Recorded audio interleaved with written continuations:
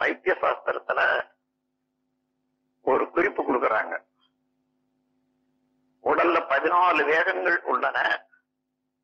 இந்த 14 வேகமும் இறையாற்றல்னால தானாகவே இந்த உடல் சரியா நடக்கிறதுக்காக ஏற்படுத்தி வச்சிருக்குது.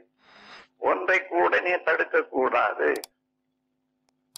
அந்த 14 வேகம் யாருக்கு இருக்குது யாருக்கு இல்லை பாத்தீங்கன்னா அப்படி இல்லை. மனிதனுக்கு எல்லாம் இருக்குது.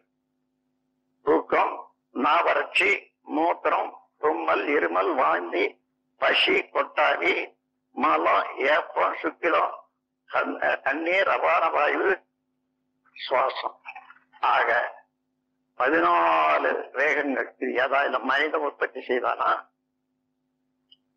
இந்த வேகங்கள் வந்தா தடை செய்யலாமா? தடை செய்தால் அதுவே உடலை கெடுக்கக்கூடிய ஆயுதமாக மாறிடும். அப்போ நாம் என்ன செய்யணும் என்றால், இறைநிலையுடைய நீதி ஒவ்வொரு பொருளையும் எப்படி இயங்கிக் கொண்டிருக்கிறது என்று பார்த்து அதற்கு ஒத்த முறையில நம்முடைய அறிவையும் செயலையும் இணைத்துக் கொள்ளணும். இதைத்தான் இறை வழிபாடு என்று வச்சாங்க.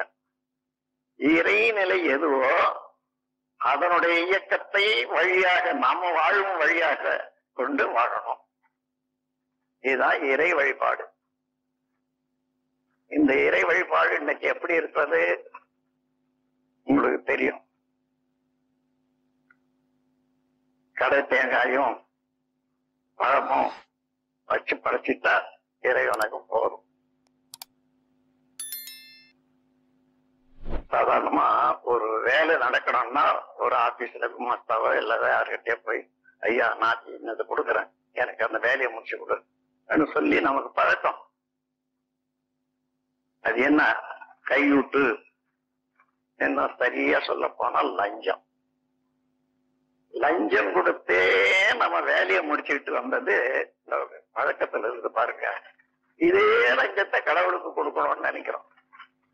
கடவுளே, நான் உனக்கு 80 தேங்காய் கொடுக்குறேன், சோழக்காவோட எனக்கு இந்த வேலையை முடிச்சு கொடு. ஒவ்வொருத்தரும் இந்த தவறுகள் செய்யறோமா இல்லையான்னு பாருங்க. கடவுளை வேண்டும் போது கடவுளுக்கு எதனா கொடுத்து வேண்டணும்னு நினைக்கிறோம்.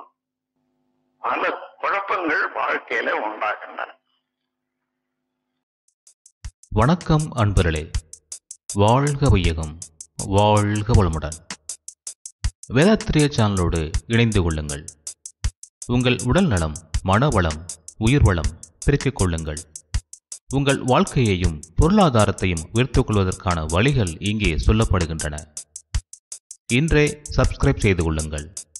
வாழ்க வளமுடன்.